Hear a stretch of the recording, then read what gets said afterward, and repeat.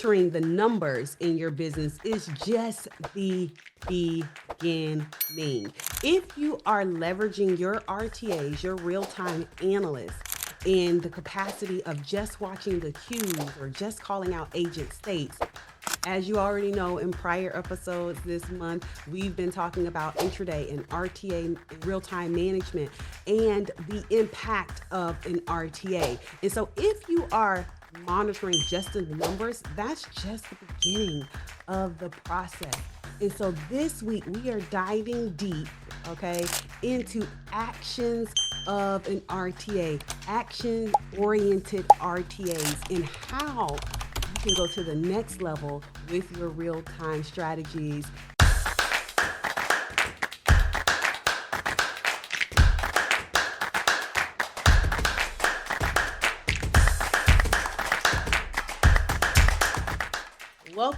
Welcome to Tipsy Thursdays. I am your show host, the Contact Center Whisperer, the CEO and founder of Solid Rock Consulting, Juanita Coley, and I am super excited to be talking to you about all things RTA. Listen, if you have yet to grab your copy of WFM Go Beyond, remember we're using the book as a guide to guide us through our conversations this year to go from tactical to transformative, right? So I'm super excited to be talking about this topic, and I'm even more excited to be talking about it with Chris McDaniel, Director of Workforce Management. Let's be clear, right? The Director of Workforce Management over at Acquire. And so I'm super excited, Chris, to get a chance to talk to you again. He is one of our ATGs. Y'all already know an ATG here is an all-time great. Okay, so he is a repeat guest interview on the show because of your feedback. And so, Chris, thank you so much for taking the time out of your schedule to come back and share with us, bestow upon us your wisdom and great insights and strategies. Thank you. What's been up with you lately? And tell the people a little bit for those that have not caught a previous episode with you. Shame on you. We'll link to it in the comments, right?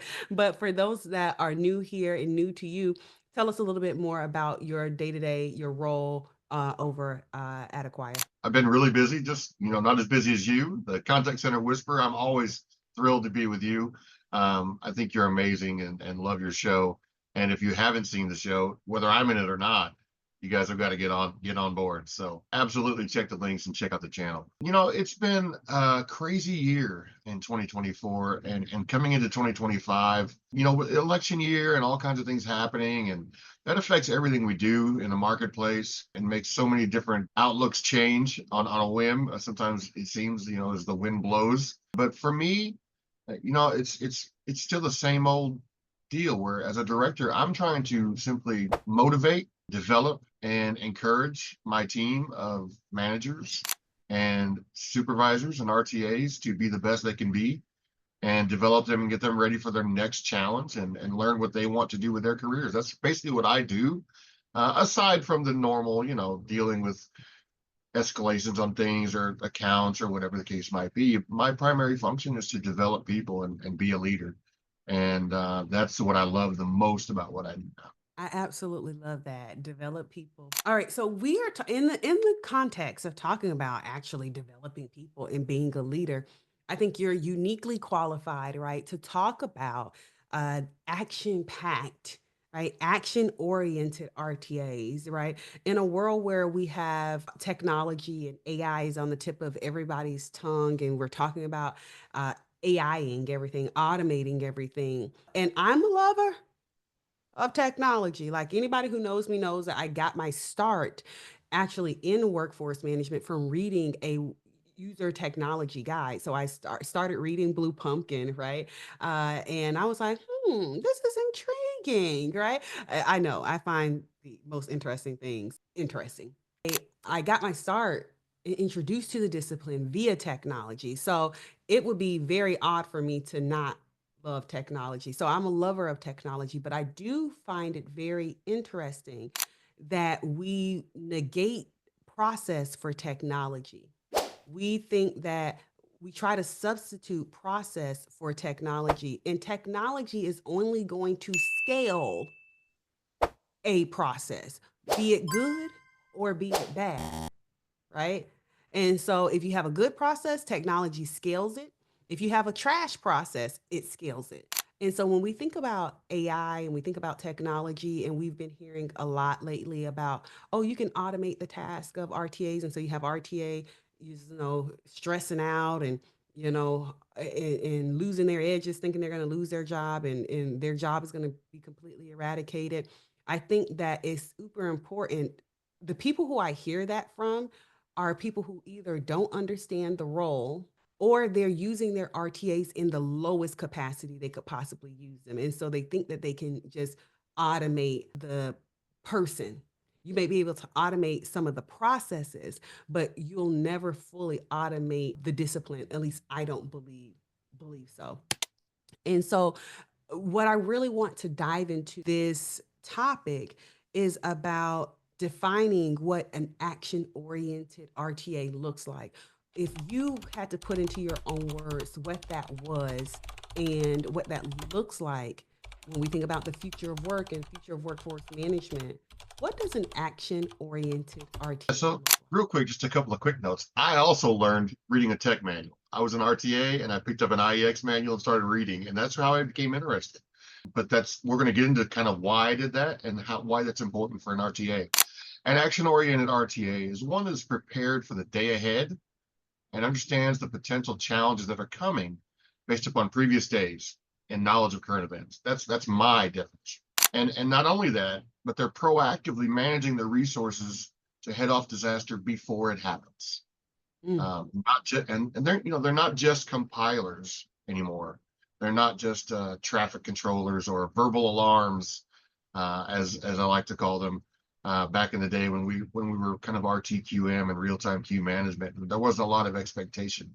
It's a vastly different position now than it was even 10 years ago, and in 5 years, I anticipate it's going to be significantly different as well.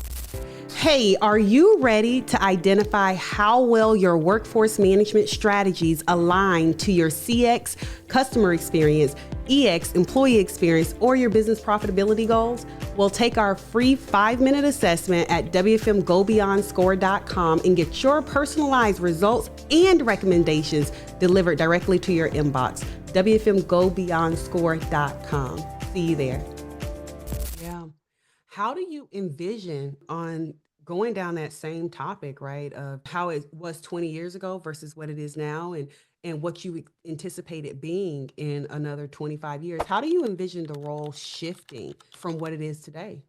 AI is going to play a big part in that, because while it won't eliminate the human need ever, because let's be real, AI is built by humans who are not infallible, and AI makes mistakes because sometimes it has bad information or just not understanding the prompt or the question you're giving it properly.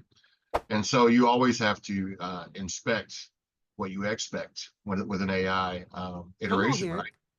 And if you don't, you may wind up with egg on your face. So don't just take AI at its word and send it on just like you wouldn't anybody else. It should be the same thing. Now with RTAs, as we talked about, it used to be more of a kind of a sit at the desk, see if a call was holding. If somebody had a long HT, you might call it out and hope somebody did something about it. That was kind of all you did. And you might even occasionally bring up some recommendations for maybe we should limit training or something like that. And nowadays we're doing a lot more. We're expecting a lot more analysis. We call them RTAs.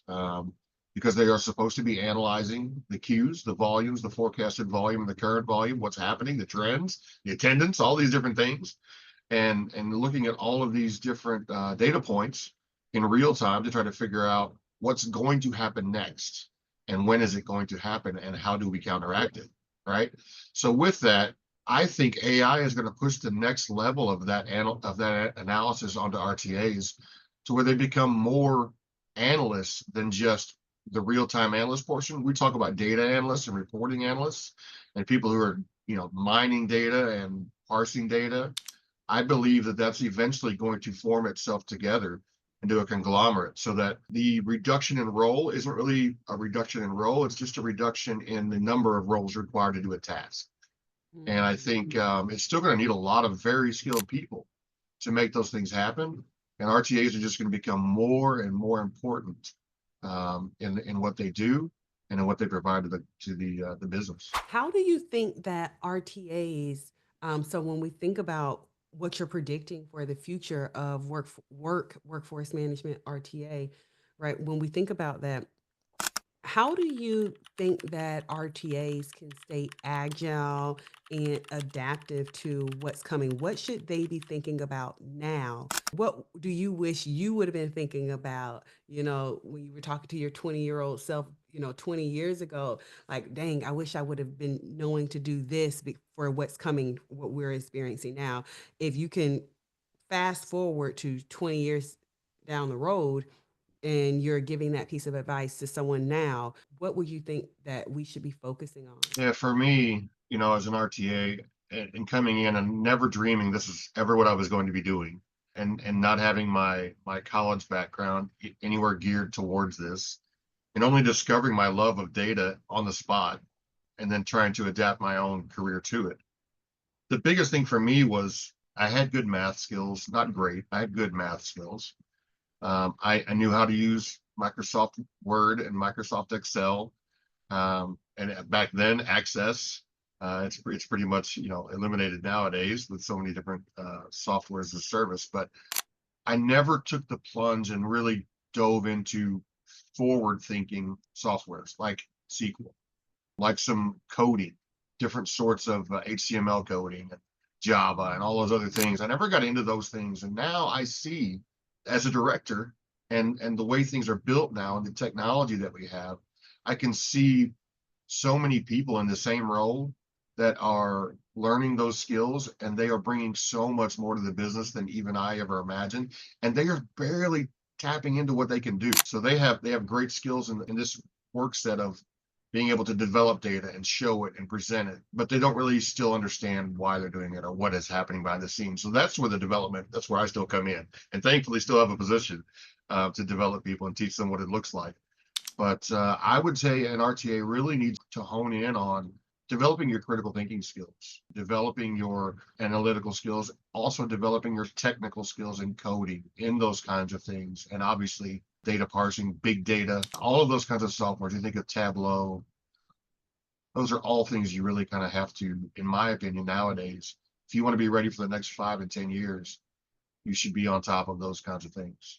I think that it's so critical. When I think about workforce management, I always talk about, and I talk about this in the book as well. The book is sectioned into 2 parts. Section 1 is the tactical part of workforce management, talking about the core 4, data, forecasting, scheduling, intraday. And then section 2 is to go beyond, right? It's that strategic, it's that transformative part of the book.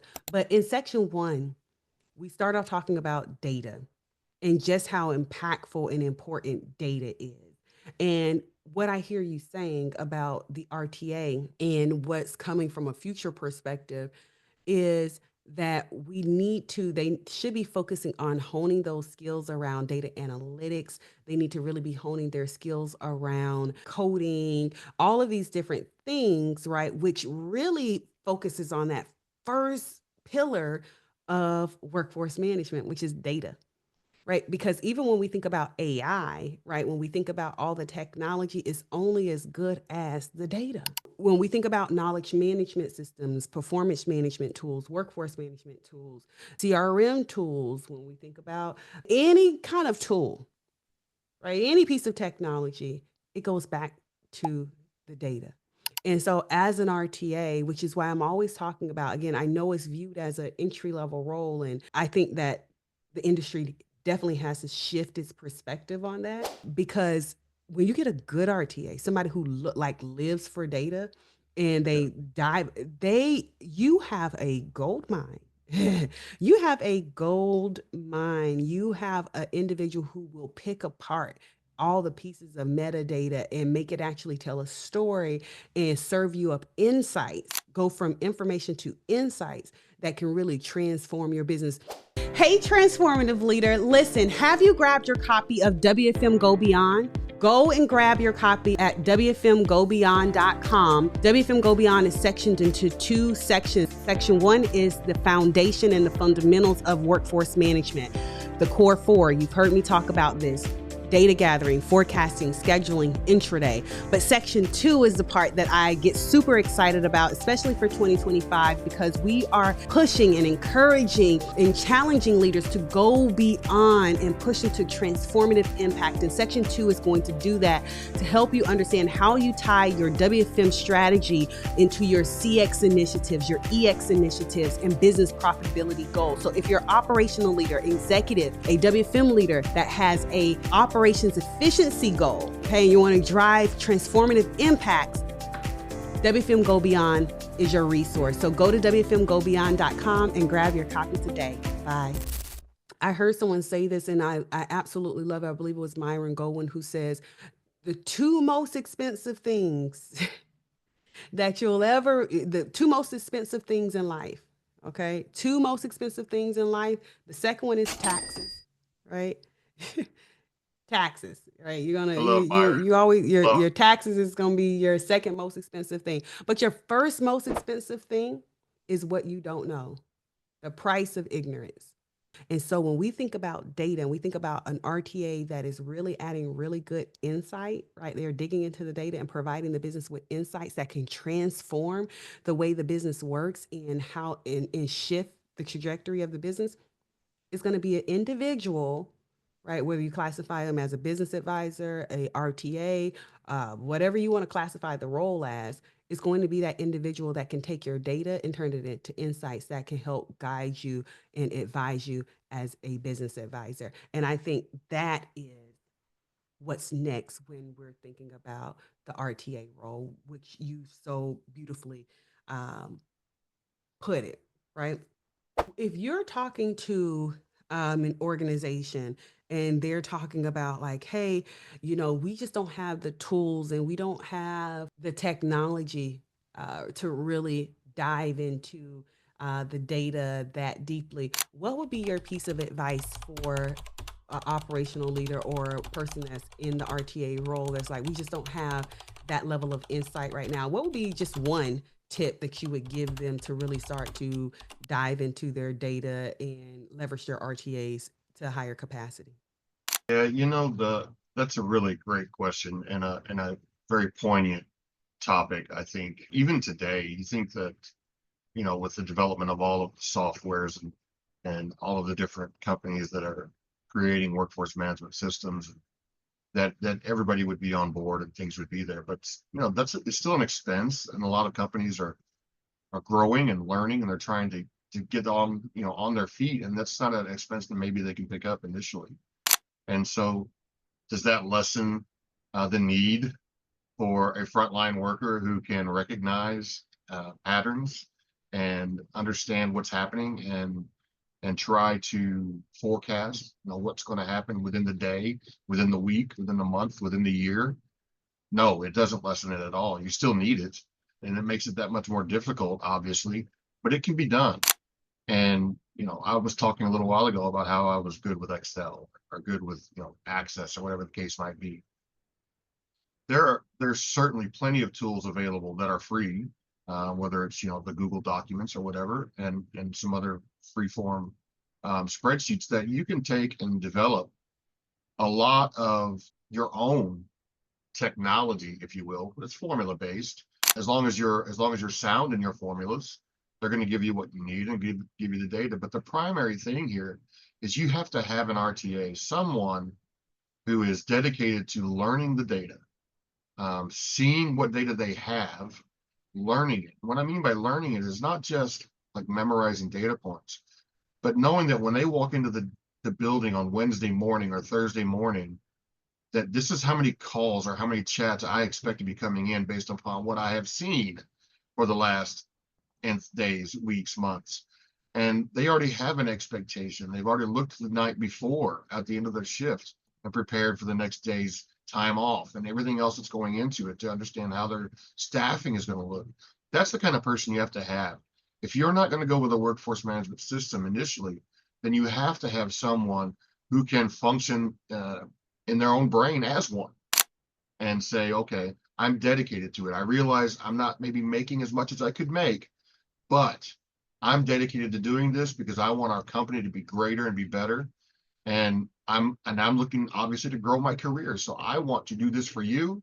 And in return, one day it'll come back to me. And those people are few and far between, that can really pick that up and do it initially. But as I found in myself, I wasn't one of those people at first either. So it can be taught, it can be learned. But again, you just have to have somebody who's motivated to want to learn how to see data, read data, and become that storyteller, and that can tell you, you know, your company's crystal ball, if you will, to understand how the rest of your business day or week or month is going to go. That's so amazing and so true. I have a saying, don't chase pay, chase purpose, because pay is a byproduct of purpose, right? Yep. When you chase purpose, pay is a byproduct, because you become so valuable, such a resource for information and insights and things, right? That you literally gravitate, right? And you attract people and resources to Right. you, right?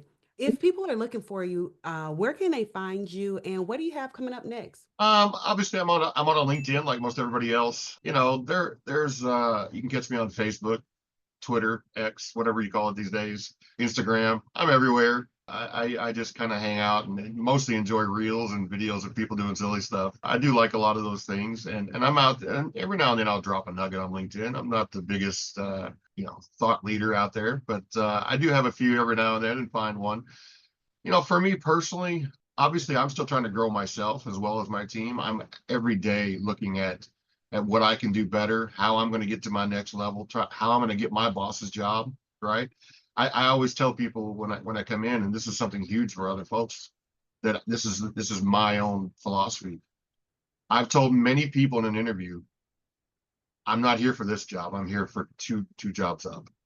That's what I'm looking for. I'm looking for the next two careers. So I'm looking to bypass you, whoever you are, interviewer, and go to the next person. That's who I'm trying to attack. And if you have that mentality and you're bringing that purpose to your work, you're going to be great. So for me, that's what I'm doing. Obviously, once you get to a certain point, a lot of what happens here becomes leadership. So I'm trying to learn to read more than I have in the past. Pick up some of these great authors. I picked up Myron in the last few months. Love Myron. Myron's amazing. I love you. So I'm looking forward to your book as well. And trying to develop my own, breadth, I guess, of leadership knowledge, not just technical knowledge. Well, thank you so much, Chris, for being a guest on WFM Tipsy Thursdays and talking us through why RTAs and what an action-oriented RTA looks like. My pleasure. Thank you, Juanita.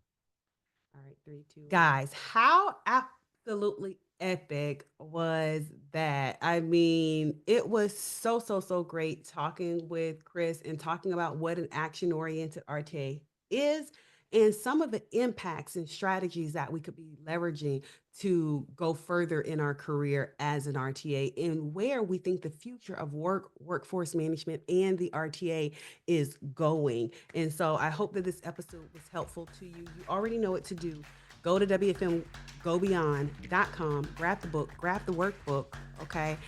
And meet us back here for the next episode. Until next time, go be great and let's make impact. See you guys soon. Bye.